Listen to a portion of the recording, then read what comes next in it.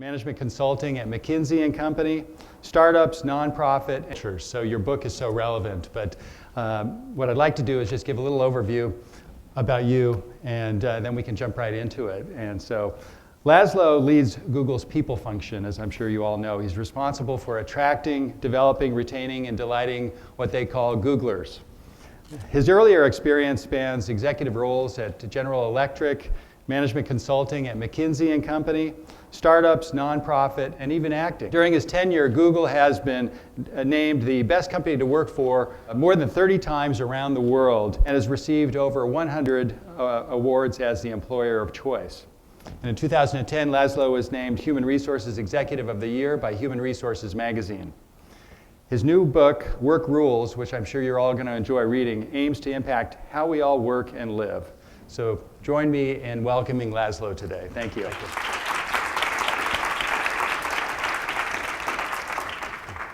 So we could get into it later. I'm sure people will want to hear, Laszlo, about your time, your acting role on Baywatch. But we won't start there. No. Yeah. So you grew up in communist Romania, or you were born there. So how has your earlier life shaped who you are as a leader today? I was born in Romania, and we came to the United States in 1974. I was 2, and we actually snuck across the border, stayed in a refugee camp in Austria, and applied for political refugee status in the U.S. and came here. And for my folks, this idea of freedom was this incredibly powerful thing. And it's hard now. I remember in high school giving a speech of what it was like under communism, and the teacher saying, "You got to tone it down. It's not that bad." But it was a lot like what you read about in North Korea today. So children would be asked by their teachers to spy on their parents. Neighbors would disappear for saying the wrong thing. Phones were bugged. Like, it was this awful, evil, oppressive regime. And my folks hated it and wanted to be free, like everyone does. So found our way to the United States and ended up growing up in Southern California. And I'd always, from my parents, had this deep appreciation for the importance of freedom, the ability to say what you want, do what you want, be who you want to be. And down the road, eventually, I made a number of kind of random career decisions, and eventually got a call from Google. And the best thing about that call was that it really felt to me like a company where the values were so close to what I believed in. And I know from the outside, you can, sounds big company, and it might be trite or cliche, but meeting Larry and Sergey, meeting some of the early people who were there, it's a company where the people really care about freedom of speech, freedom of expression, access to information, and it sort of tied together a lot of threads in my life around treating people well and with respect and giving them opportunity. So it's been great. That's terrific. Well, what inspired you to write this book? Why give away all the secrets? Some people at Google asked me that question. Two things. One is that I realized we actually spend more time working than we do anything else in our lives. So if you add up the hours, nobody works a 40-hour week anymore. And so you spend more time working than you do sleeping. You spend more time working than you do with your friends, on your hobbies, doing sports, whatever. You spend more time working than you do with the people you love the most, which is totally crazy and backwards, right? And for too many people, work is really unpleasant. It's a means to an end. It's just a way to make a buck. You've got bad bosses. You don't feel like you can control what you do. And in working at Google, it's a very different experience. Not every single day, because it's not perfect, but a lot of the time. And in working at Google, I've been exposed to a lot of other companies that actually give people a lot of freedom and make what they do great. And so part of what I'm trying to do with this is to sort of open source what we've done and share it. And the conversations we had internally were, yeah, there's some competitive threat to this, but the benefit is much bigger to sharing it than the risk to us. And it's consistent with kind of things we've done in the past. We years ago started scanning books, and we had lots and lots of people scanning millions of books manually. You just sort of turn the page, take a photo, turn the next page, take another photo. There was litigation around it, and we negotiated with publishers to make sure we could do this legally and appropriately. And then when Amazon launched their Kindle, their library was stocked with books that we had scanned because we put no commercial restrictions on it.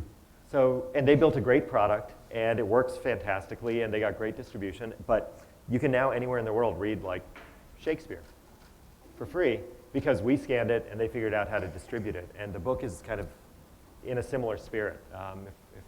work gets better everywhere, we win. We all win. People love Google. They want to work with you. You get 2 million applicants a year. The leader of Korn Ferry's tech practice just joined you 2 weeks ago, which we're not very happy about. Sorry.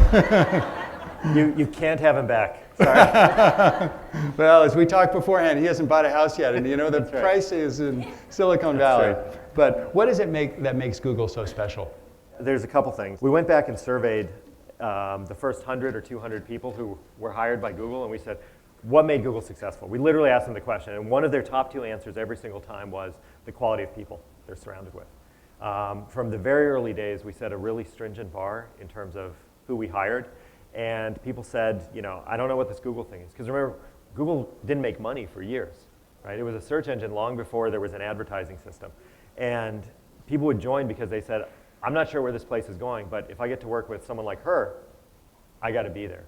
So that's part of it. The other is, as we've grown, we've really focused on what drives the culture and keeps people engaged and motivated and excited. And it comes down to 3 things. One is a mission that matters.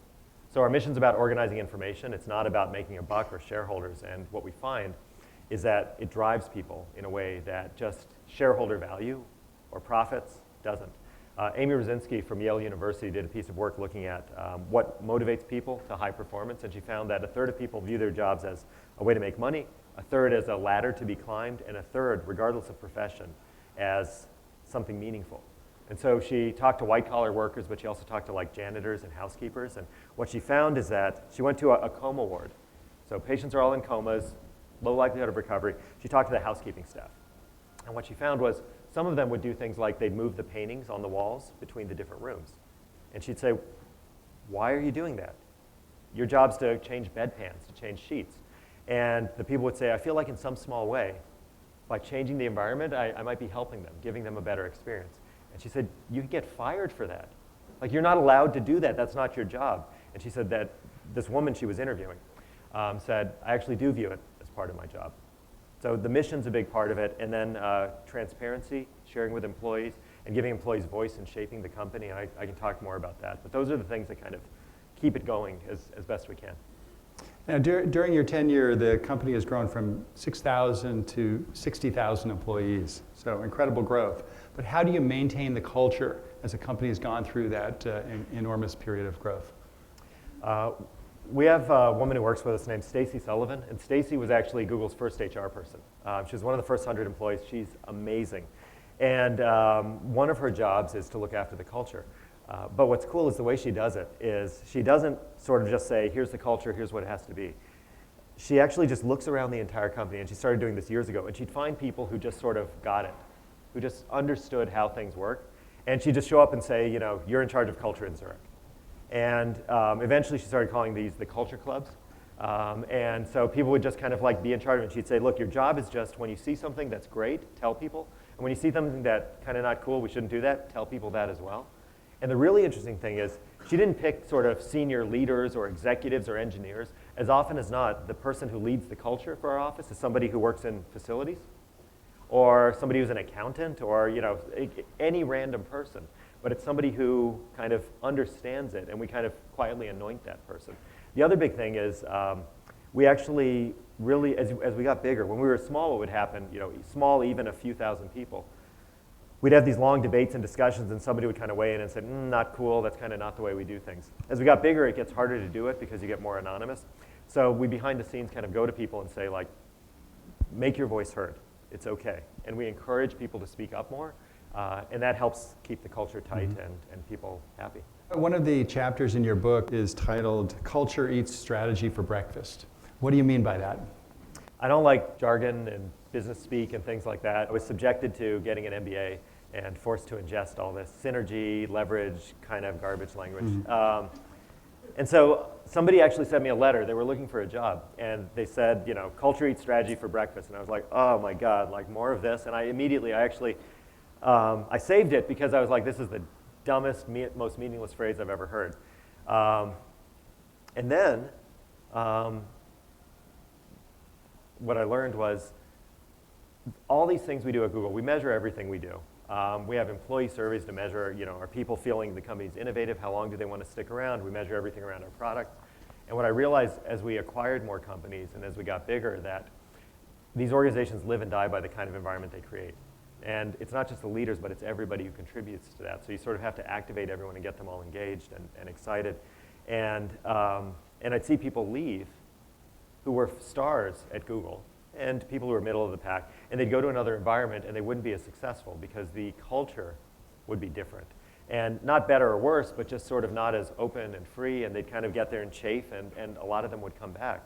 And what I eventually realized was that actually, you know, it's trite, but culture's incredibly important, and if you have a great business strategy and the people don't believe in it, you're not going to get anywhere. But more than that, if you have the right culture, you can build something great. I got a call from a journalist once, a CNN reporter, who said, isn't everyone going to go down this Google path and offer free food and treat everyone well? And I realized in talking to her that actually no, because you can make a ton of money treating people really poorly. There was a company at the time, a manufacturer, where they had like 5- and 6-story buildings, and conditions were so bad people were literally throwing themselves off the roof, committing suicide. And there was a lot of press coverage about it. And the company's response was to install nets on the second floor to catch the people as they fell, right? And it's kind of shocking, and it's so like outrageous, you can't believe it. And this is actually what they did. And what I realized was you can have an awful culture and make a ton of money. And what I eventually came to realize was if you want to, what will happen over time, I believe, is talent's increasingly mobile. It's increasingly easy to find the best people on the planet wherever they are. Companies are slowly, way too slowly, getting better at overlooking the bias that we as human beings all have around gender and diversity and ethnicity and orientation and things like that. So it's getting easier to find the best people anywhere on the planet. They're going to want to work at places where there's a great culture. And so over time, no matter what your strategy is, the places with a great culture are actually going to win. So the big lesson, the moral of the story was, you know, I was wrong and, you know, arrogant in sort of saying this thing is stupid. And it actually was kind of a very thoughtful, profound statement. And it actually comes from the Ford Motor Company, where one of their CEOs had posted it on their boardroom wall so everyone could remember how we conduct ourselves is more important than, you know, all the grand plans we lay out. And speaking of how you conduct yourselves, at Google, managers cannot unilaterally hire, fire, promote, conduct performance appraisals. So what is it that managers do? Yeah, so we believe, and I believe, that you should take power away from managers because there's all these incentives that are bad if you're a manager and an employee working for a manager. If you're an employee, you want freedom, right? You want to be able to do your own thing. You want people to get out of your way. If you need help, you want someone there to help you. But otherwise, you kind of just want to get your work done. If you're a manager, you want your people to deliver what they said, and you want them to be accountable, and you want it done at a high quality level that you set. And the problem is, all the things we want as employees, we forget to give our people once we become a manager. And we forget that even when we're managers, we have managers, and we go home at night and tell our friends and spouses that, oh God, my boss is such a jerk, right? And then we turn around and do the same thing to our people. So at Google, we take power away from managers. As you say, you can't choose who to hire, you can't choose who to promote. And instead, we have those decisions made by committees whose job is solely to maintain quality. And the manager doesn't sit on those committees. So if you interview at Google, everyone you meet writes up interview feedback. It goes to a separate committee which will review the written feedback and make an assessment based on that. Not based on, you know, are you someone's kid or friend, or did you, you know, make a love connection in the interview or what have you. So what's left for managers is to just be helpful, because they don't have a stick anymore to beat you with. So all they can do, and they don't even have carrots, they can't unilaterally determine your bonus. They're just there really to try to make you more effective. And some are fantastic at it, some not so good in getting there. But ultimately, that's what we want from our managers. So that's how we try to run the system. So all about coaching and developing. Yeah, a tremendous amount. Coaching, developing, how do you navigate the organization? If you're stuck on a problem, what's a good solution? Almost entirely about that. Turning to a topic that's near and dear to our heart at Korn Ferry, which is recruiting. What types of candidates do you look for? Again, we've talked 2 million applications a year. You only hire a couple of thousand. Do you value performance over pedigree? How do you go about it? Yeah, so we used to do this wrong for a long time. And it was rational, but it was wrong. We used to care tremendously about where you went to school, what your grades were, what your test scores were. So we would hire people. I was in my early 30s when I got the offer from Google, and they asked me for my college transcript and my SAT scores, right? So, and we did that to everyone. If you were 50, if you were 60, didn't matter, we asked for it. Anywhere in the world, we would ask for this kind of stuff. Because we thought that stuff was really important, because we wanted to hire really smart people. And it's also rational when you're small and you're only hiring hundreds of people, because there's the top 50 schools in the world, hire a bunch of people who went to those schools, you're fine. The problem is we got bigger and needed to hire thousands and thousands of people. And the bigger problem was we were wrong in focusing on pedigree and transcripts and test scores, because those don't actually predict performance. We spent a few years actually studying this and seeing what predicts performance at Google, and there's zero relationship between it. For your first 2 years out of school, it's a little predictive. Grades are a decent signal. After that, doesn't matter at all. So everyone who was a C student in college, if you're more than 3 years out, don't worry about it. It actually, you did badly on the SAT, actually doesn't really matter. What matters is your ability to learn, your ability to take in new information, your ability to work with as a team member. And so what we assess people on instead is general cognitive ability. So how bright you are, can you solve difficult problems, how have you done it in the past? We don't use brain teasers or case interviews because those also aren't predictive of performance. Those are just, it's kind of a ridiculous thing. They basically make the interviewer feel smarter. That's the main thing they do. But they don't predict performance because you can practice those and get really good at it, and getting really good at solving a case interview has nothing to do with the actual job you're going to do. So we look for that. We look for emergent leadership, and we look for cultural fit, and for us that actually means intellectual humility. And do you bring something different to what we are?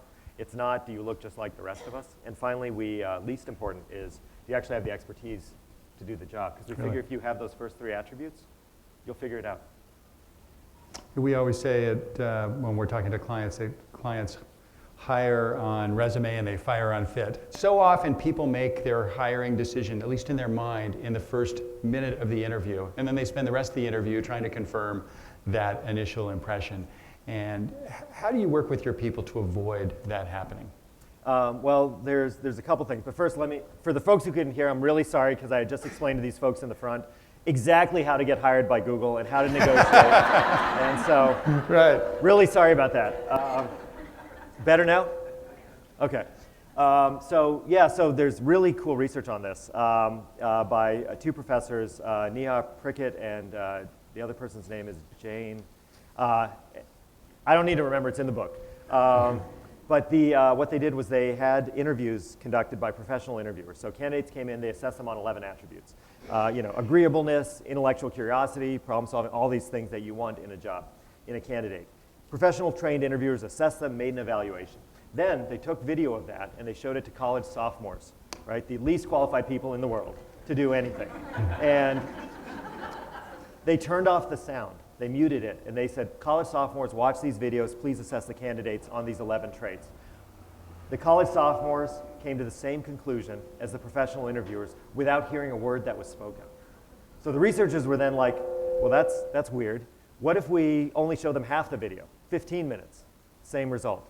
What if we only show them 5 minutes, same result? They eventually got down to 10 seconds of video, muted, and the college sophomores were able to get the same result, the same findings as these trained professional psychologists and interviewers.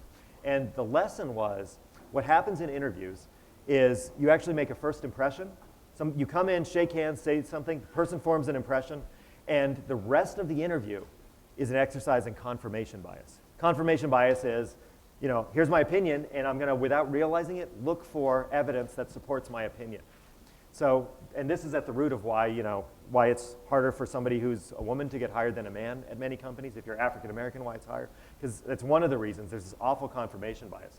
So at Google, instead, what we do is we ask people to use statistically validated interview questions, structured interview questions, which basically are, give me an example of a time you did whatever, solved a hard problem, emerged as a leader. Then they have to write down the question, the interviewer. They write down your answer. Then they write down their assessment of the answer. All that goes to the hiring committee. And the hiring committee then not only can see what you said, and it's objective because they're not in the room with you. All they see is what happened, right, the transcript.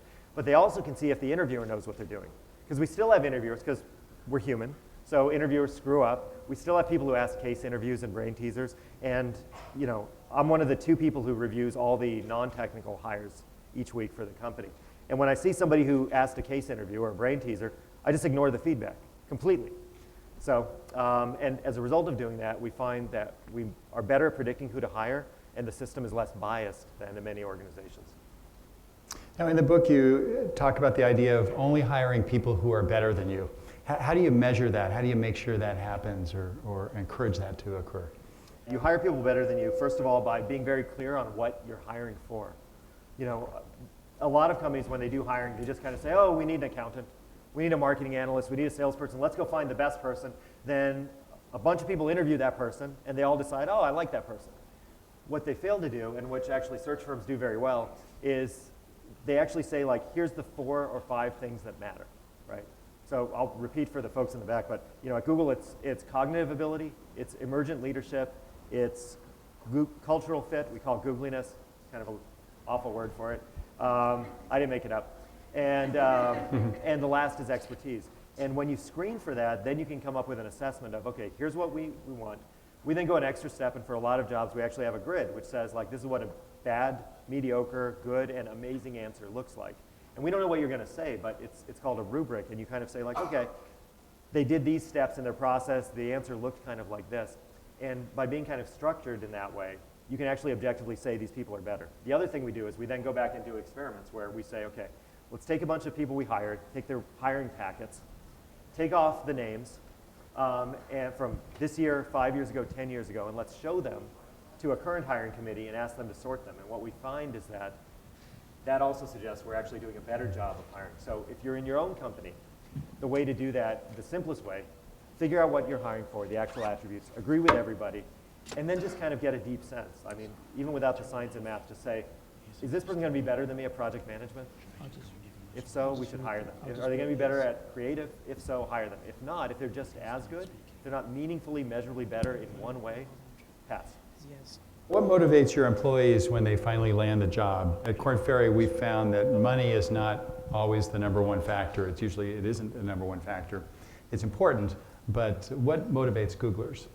What motivates Googlers, they tell us when we survey them, is they really feel connected to something meaningful. And what we actually watch for is when we see indicators of retention going down, because we ask people, are you going to be in here in a year? And most people say yes. And we ask people, are you going to be in 5 years? And a lot of people say no. And part of that is because who knows what's going to happen in 5 years, right? 5 years is forever from now. But when we see changes and drops in likelihood of people to stick around, it's often related to people feeling disconnected from the mission. And so what we do, for example, is we have people who work with our small and medium advertisers. So like, donut shops and, custom boot makers and, IT, fix your computer, kind of stores you see in the mall.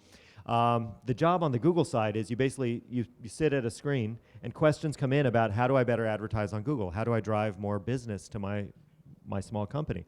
And if you're a Googler, you get the same questions again and again and again and again, right? And you forget that what is boring for you eventually, potentially, is actually really hard for these other people. And that's why they're reaching out to you. And when that happens, people kind of start going like, I'm not sure I'm having that much fun, not sure it's what I signed up for. But then when we actually connect them to the people benefiting, we'll have customers come in and just say like, look, this is a family-owned firm.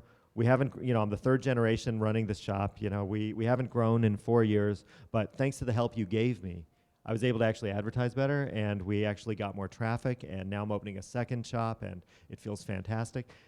The people looking at the screens go, this is amazing. This is really cool. I'm having an impact. So it's connecting people to that mission, and you can do that anywhere.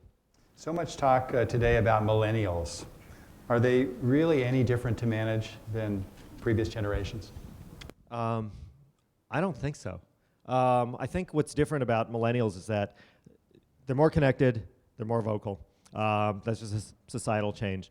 But if you think about what somebody who's 20 or 25 wants, and I can now say this, now that I'm over 40, it's actually no different than what I wanted when I was 20 or 25. I just didn't feel comfortable speaking up because I knew I'd get yelled at and sworn at and cursed out by the guy who was my boss in my first job, who I won't name. But they actually want the same thing. They want freedom, some sense of mastery, some sense of control. And then I asked my dad the same question. I'm like, Dad, what did you want when you were 20? You know, how did you want work to feel? And he said, well, mainly I wanted the communists to stop, like, kidnapping people. And I was like, okay, fair. But in your job, and he wanted the same thing. And so I think we all actually want something that's the same. And what's cool is I got to know this company called Wegmans. Anyone here from the East Coast, Northeast? You know Wegmans? Do you like it? Love it. Anybody else? Yes? Big smile. A scale of 1 to 10, Wegmans is 10. So Wegmans is a grocer. It's a family-owned chain. They have 1% profit margins. Most of the people they hire out of high school. And they grow slowly. Google, bunch of PhDs, 30% growth a year, publicly held company. And I was put on a panel with the COO of Wegmans once because they thought we'd have a lot to fight about. Wegmans was named #1 best company to work for in America the year before Google got it for the first time. And we became the best of friends because they do all the same stuff in a radically different environment. They don't have the science and math to back it up, but fortunately we did that work. But this guy, Jack DePeters, told me this great story about a baker who a customer calls and says, hey, I'm getting married tomorrow. I need a wedding cake. I haven't planned for anything.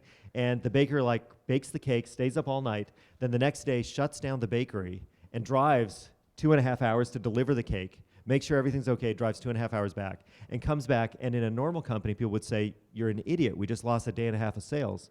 And at Wegmans, this baker was a hero. And so this stuff works anywhere. In very, very different environments. And even there, that's why people stick around. It's not because they love bagging groceries. It's because they're connected to something that matters.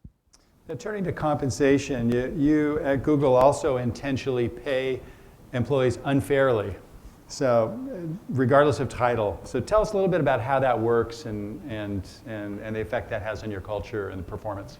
We have a really wide range of what we pay people. So in most companies, what happens is pay varies by 10 or 20 or 30%. So your very, very best people might make 20, 30% more than your top people. And then HR folks and managers will say, well, you're at this job level. We can't pay you more than that until you get promoted. So if you're an amazing employee, what happens is you get a big raise or a bonus. And then the next year, even if your performance is as good, you actually get a smaller one, and then a smaller, and eventually you're stuck unless you get promoted. So the rational thing to do, if you're an exceptional performer, is to quit. Because somebody else will give you that big raise because they aren't bound by those rules until the next year when you start being subject to that as well.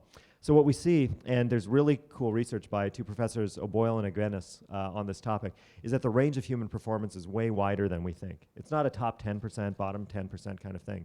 If you look at athletics, nobody thinks LeBron James should not be paid many millions of dollars. He's so obviously, clearly way better than many people who play basketball. But it turns out if you look at sales, if you look at finance, if you look at HR, you see that wide range of performance, and your best people are worth 50%, 100, 200% more than your average people. So at Google, we pay them that way, and they stick around. And the effect is your below average people, the way you pay for this is you pay your below average people less, and they're a little unhappy, and they leave. Now, the one thing I'll say, though, is the trap you want to not fall into is that there's a well-documented difference in how genders are paid. Women make, depending on the research, 70 cents to 93 cents on the dollar for men, depending the profession. So at Google, we actually don't have pay differences by gender. The way to fix this is what we do, but I wish every company would, is when you hire people, you shouldn't pay them based on what their last job was.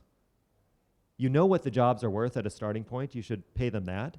And from there, then it's all up to performance. So we don't have gender differences at Google in terms of how we pay, which gives us the freedom to do this kind of thing. So first fix that, but then pay your top people way, way more, because it's going to feel unfair to have these huge differences, but it actually is way more just. Is it harder to implement these pay practices at the lower levels of the organization? As you move up, you can really tell who's performing and who's not, but even at the lowest level, any issues implementing that? No, because it's a little harder in some professions than others. Mm-hmm. So for engineers, Larry and Sergey tried to sell Google to Yahoo in 1999 for $1 million, and Yahoo said that was too expensive. So they got advice that said, cut the price. One of their VCs, Vinod Khosla, said, well, you're asking too much. Try to sell Google for $750,000. And they went to either Excite or InfoSeek, who also declined to buy Google, right? how much would it have been worth for any of these companies? Like, how different would the world be? So in areas like engineering, you can see a huge difference. In areas where it's a little harder to measure, like people operations, if you're a recruiter, it's very easy to see. If you're an HR generalist where your job is basically like make everything a little bit better, it's harder to measure.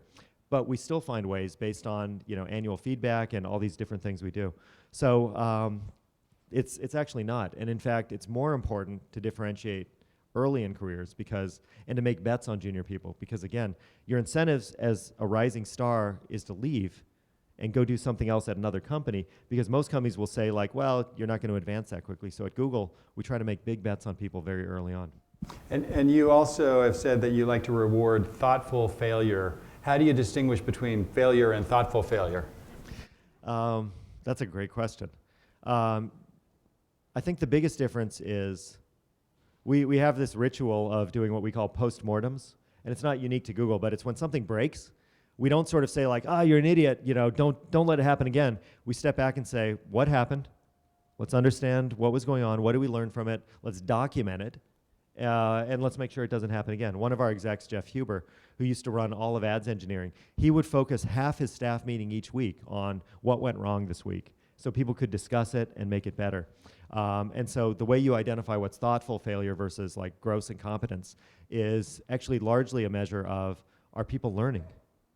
And my perspective is, if there's an integrity failure, it's really hard to teach integrity. You're gone. But if there's any other kind of failure, as long as you learn from it, that's largely forgivable. So there's Google's obviously in the news today, yesterday, the antitrust allegations in Europe. And without commenting on that, because it's obviously early days, how do you continue to inspire your people to do big, bold things when you've got things like this hanging over that are, may cause you to want to pull back a little bit, not be so dominant? Yeah. Well, one of the challenges of success is you get a lot of attention, and it's great because people will listen, even if what you're saying is not rocket science, people will still go, oh, that's kind of cool. They must know what they're doing.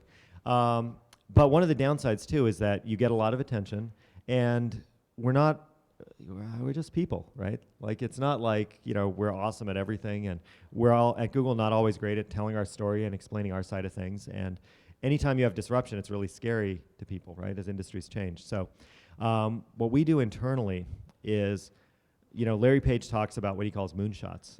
This idea that like you need to set incredibly ambitious goals, because even if you fail to achieve them, you're still going to do something really cool.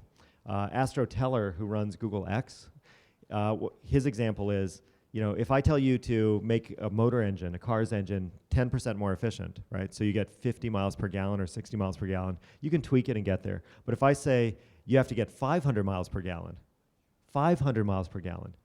you have to go back to first principles and go, okay, we got to do something completely differently. The car's got to be lighter, it might have to be electric, it might have to, some very big things are going to have to change.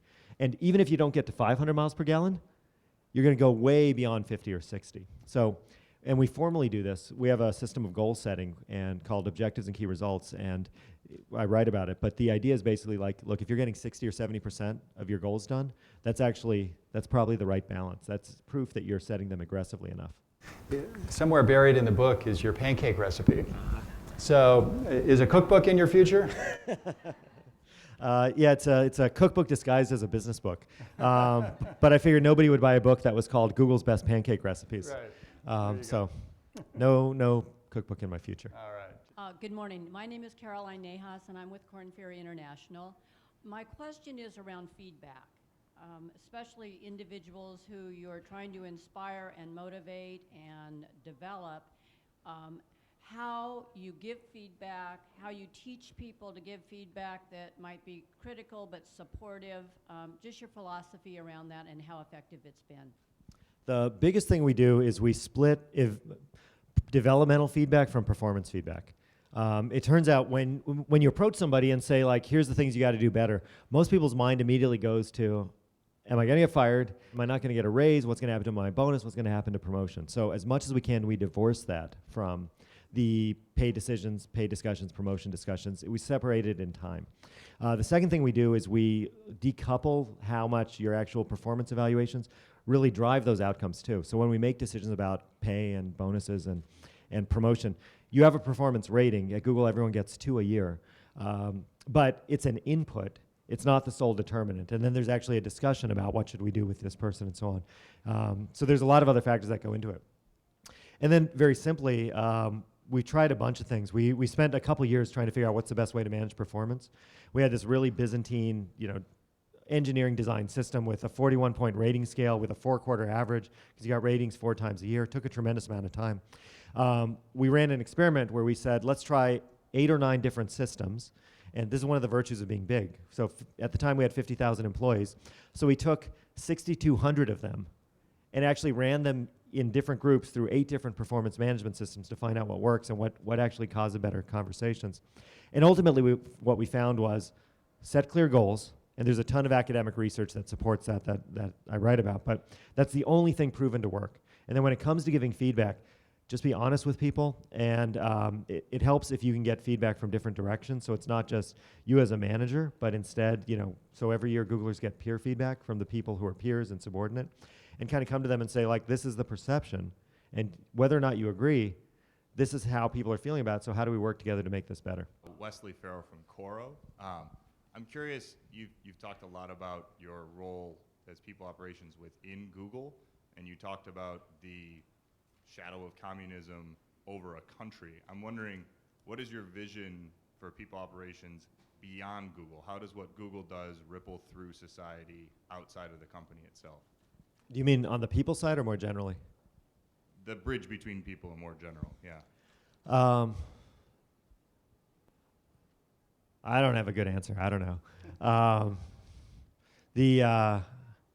One of the things I learned, years ago, we did this thing called Project Oxygen, which was a piece of work on what makes managers effective at Google. And there's 8 things that make them better and 3 things that are bad. Somehow the story tumbled in the New York Times, and it became like their most forwarded article for the next 6 months or something like that. And what I realized was, and by the way, Project Oxygen, some of the insights were like, great managers have regular one-on-ones with their people. They give clear feedback. They coach them on how to succeed. Not rocket science, but what I realized was, because we're Google, to your question about like how the company's perceived, people will actually pay attention even if it's not rocket science. And if we can therefore say things which are obvious, but it will cause people to go, oh, we should do things this way, that's actually a net good if people get more freedom and choice. And so, I'll let you know in 6 months how it's going. I will say we're trying to open source more of what we do on the people side. So we've done more academic publishing. Periodically, we've started doing an annual conference. We did it once. So I guess you could say it's once a century or once every 1,000 years. But we hope to do it every 18 months or so with the idea of sharing more of it and not just saying, here's what Google does. Because we don't have all the answers. And there's some stuff we're good at, some stuff we're bad at, but there's so many amazing companies. There's a company called Zingerman's, small grocery chain in the Midwest, and it's like Wegmans, but in Michigan. There's a company called Brandix, which is a Sri Lankan textile company, which does amazing things for women and their home villages. And one of the things that I hope happens is people start saying, actually, there's a lot of places treating people well, and it's not that hard to do. And if you need it, here's a bunch of science that proves why it's actually better business and the right thing to do. And then we'll see what happens. My name is Jeremy Fremont with Sidekick Mark, and I wanted to see, could you talk about the 20%, how employees can work on their own side projects and how that has helped revolutionize the culture of Google? Yeah, so we've long had this thing that was called 20% time, which meant you get 20% of your time to do whatever you want. And there's been some press like a year or two ago about, is it real, is it dead, is it alive? Number one, it wasn't invented at Google. So 3M had this thing called 15% time for decades. And that's, Post-it notes and all these other things kind of came from that work. So we just took the idea and said, what's better than 15%? 20%. Someday there'll be a book written about 25% time. That'll be a bestseller, I'm sure. And what's amazing about it is when we've actually stopped to measure how much time people spend on it, they don't spend 20% time on it. On average, it's about 10% of their time, but it ranges for individuals from 0% to 100%. What's most powerful is that it gives people license to dabble and experiment and do something that's kind of related to Google but off to the side and just tell their manager or the people around them, yeah, I'm just doing this side project, it's my 20% time. People are like, okay, that's cool. The other thing we did was we had a project database where anytime you were working on this, you listed it, which meant if you're interested in something, you first look there to see if somebody else is doing it so you can connect. I mean, there's this whole industry around knowledge management and team management and things. Just make a list, right, and let anyone see it, and they'll look through it. And if you have like a rating system, you know, here's stars, that's all you need. So it's been very cool for us, and we've had some neat things come out of it. Hi, Laszlo and Chris. My name is Robert Fortunato, and I just had a question in regards to the often written about technical track versus managerial track. And I was wondering how you handle that at Google. Yeah, so this is also something, IBM has done this for decades. The problem is, engineers typically don't want to be managers, and yet at some point you need managers to kind of, you know, approve expense reports, right? So very important strategic work. And IBM's solution, which we then used, was you have a manager track and an individual contributor track, because what happens in a lot of companies, actually what happens in Europe, hiring in Europe is harder for us for this reason. In Europe, you're typically a technical contributor, then you become a manager and you stop actually touching the technology. And then, you know, as you get more senior, you get further and further removed from it, and you get great at project management, but you actually can't answer the technical problems. And what we need our managers to be able to do is go really deep and help on the technical side, in addition to helping with the management side. So 2 parallel tracks is the solution. They get paid the same. And you get promoted. There's different standards, but you can progress all the way up. And you can end up being a director on the managerial track, or a fellow on the individual contributor track. But the pay is the same, the steps are the same, because we need the best of both.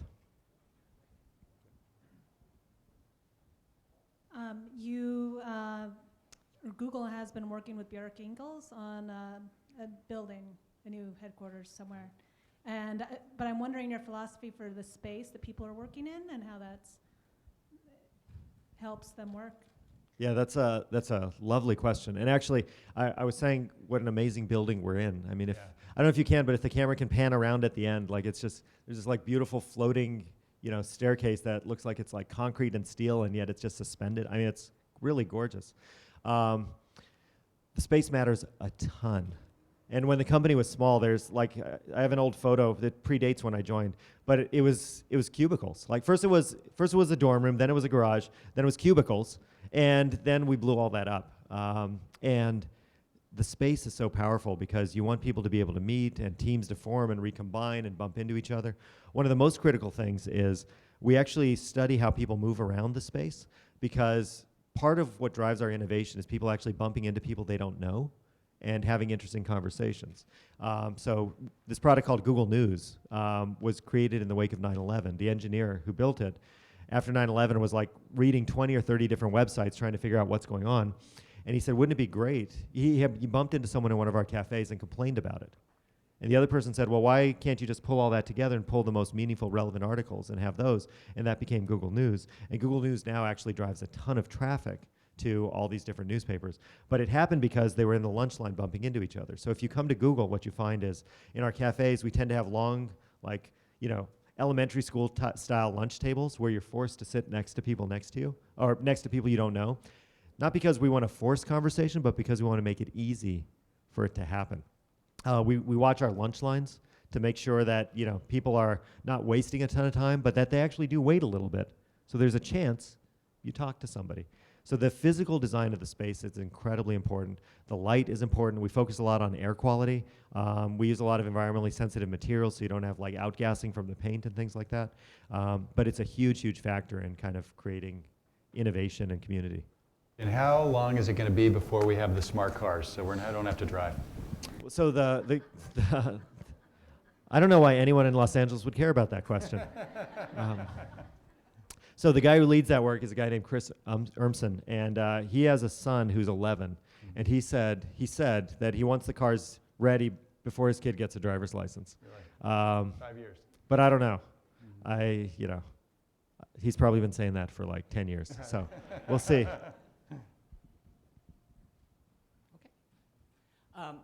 May I ask 2 questions? No. One, you talked about going globally and culture. I work a lot in Japan, and they seem to use the culture word as an excuse not to do anything. And I'm just wondering, as you go global, can you find the Google culture? That was my first question. And the second question was, what was something that you thought would work very well and absolutely flopped? So on the first question, it's funny you mentioned Japan. I spent some time in Japan. When I was in college, I spent a summer there and worked and kind of studied the language a little bit. Absolutely love it. But we actually had the same question in our Google Japan office when I last went to visit, and they said, there's a conflict between the local culture, the national culture, and the Google culture. Because, for example, in Japan, you're in a meeting, it's not at all unusual to turn to the woman in the meeting, if there is one, and say, can you please go get tea for us? And it doesn't matter if she's like the chief marketing officer or if she's a secretary. That's just kind of what is done. And we saw some signs of that. And I went to visit our office because it's not acceptable. It's not how you should treat people. And with all respect to different cultures in different ways, I really deeply believe, and as an institution we believe, everyone's the same. Everyone should be treated the same. And so I did a bunch of stuff, but then we had an all hands, a TGIF, where everyone comes together. You can ask any question, and somebody actually asked this question, like, when local culture bumps up against the Google culture, which wins? And I said, the Google culture. I mean, there's a lot of areas where it doesn't, but in terms of how we treat each other. And what we found is we have offices all over the world, right, in all kinds of countries. We have them in the Middle East, we have in Eastern Europe, Western Europe, all over Asia, offices in Africa. The people who want to work at Google are drawn to that kind of set of values. And you're seeing early signs of other companies kind of doing that too, because I really believe long-term, that's what you have to do to win. In Japan, it's going to take a lot longer than it's going to take in Mexico. So that's the first part. The biggest thing, I think, I'll just give a short answer, is where we got it wrong was the grades stuff. I mean, it was wrong to focus so heavily on academics and grades, and it made perfect sense in context, totally the wrong thing to do. And it took too long. The new thing I'd add, so it doesn't sound like I'm dodging, is I took way too long in addressing that. Because I came in and my sense was like, this does not look right. And, I have a bunch of reasons / excuses, but it just was way too long before we addressed that. So we have Jack Welch coming in a couple of weeks. General Electric had that, what I think they call it a 20-70-10 arrangement, where if you're in the bottom, it was SIA, and you're in the top, they moved up. Would you comment on that kind of sort of rigorous staffing? Yeah, I think there's environments where when you're forcing out your bottom X%, there's a few environments where I can imagine it making sense. Like if you're in a turnaround and your company is hemorrhaging money and it's survival, like a lot of companies have to get rid of people, or the company goes away and the remaining people won't have jobs either. I think in general, a much stronger approach, which is what we do, is instead of focusing on sorting and ranking and figuring out who to keep and who to force out, focus on who you hire. So at Google, we invest most of our people operations resources in recruiting, finding people, assessing people, screening people. And even though we get all these millions of applications, the very best people actually aren't applying because they're doing great work at great companies, being rewarded, having a good time. Like you have to catch those people on a bad day, right? So you have to cultivate them for a long time. So we focus, and I think a better approach is focus on the people coming in. And every company has turnover. Focus on those people. And what then happens is if you're having sort of an objective hiring process, we're actually hiring good people. What we found is that we actually go through and periodically will identify our bottom 5%, but it's not related to performance ratings at all. We go to those 5% and we talk to them and say, you're in the bottom 5%, how can we help you? It's not going to impact your bonus. It's not going to, because you could have a high-performing team. Let's say we have a team of 20 people, and it's better, team A, and everyone there is better than team B. If you get rid of the bottom 10%, you're going to lose some really good people on team A who are better than your best people on team B, so it's madness. So we go to these bottom 5%. How can we help you get better? If that doesn't work, we say, is there a better fit for you at the company? And 80% of the time when they switch jobs, their performance returns to average. And average doesn't sound so great, but to go from being a 3rd percentile performer to like a 48th percentile performer is an immense transformation, right? So I'm not a fan of those systems. We don't forced distributions at Google. And you know, I can see situations where you might want to, but I don't think it's a great way to go generally. I think you're better off to the earlier question about feedback, being really honest with people and letting them know where they stand and helping them grow. So my question is regarding like paying employees unfairly. It's so exciting to watch the LeBron James. So I get the concept, but when you decide some people deserve like 200% more than the person next, to him or her, do you compare that salary with the other company who performs the similar functionalities, or you don't care at all? Yeah, no, so we do actually look at how other companies pay. So the way, this is a little HR dorky, but we survey, I mean, we don't survey, but there's companies that survey other companies and compile it into salary surveys. So you can buy information that says, here's, for this kind of job, here's average pay in the industry, here's 75th percentile, here's 90th percentile. So we use that as an input. And we have a positioning where we say, here's where we're going to be in that distribution on average. So that's definitely a starting point. But from there on, it's kind of up to you and your performance. What I will say is, on salary, we have less differentiation. We have a maximum salary at Google, and no one's paid higher than that salary. And so and the reason is, we think it'd be kind of gross generally. Like, I mean, when people, I know there's different pay structures and different philosophies, but we want people focused on delivery. And, once people have like salaries that are like millions of dollars or $1 million, it just feels a little weird. And we'd rather have all that tied to performance. So on salary, there's differentiation, but you don't often see for the same job 200% difference in salary. On bonus, you do. And on equity, on stock, and everyone at Google is eligible for stock, you can have a 10 times difference in stock. So we had a case where, at the same level, one employee got a $10,000 stock award, another employee got a $1 million stock award. And so the key to doing that, though, is that you need to have a system for allocating pay that is fair. And to do that, what we do is the manager recommends, there's subsequent levels of review. Then what people operations, my team, does is we do a bunch of analysis. We go name by name, and when things look really out of sort, either skewed one way or the other, or when we see weird patterns. We had an executive once who, what she would do is she'd systematically skim a little money from all the junior employees. And when you add that up across 1,000 junior employees, it's actually a lot of money. And then the more senior people would get more money as a result. And so we run the math on that every time, and we say, when we see that, we say you can't do that, and we stop it and change it. So it has to be a fair system.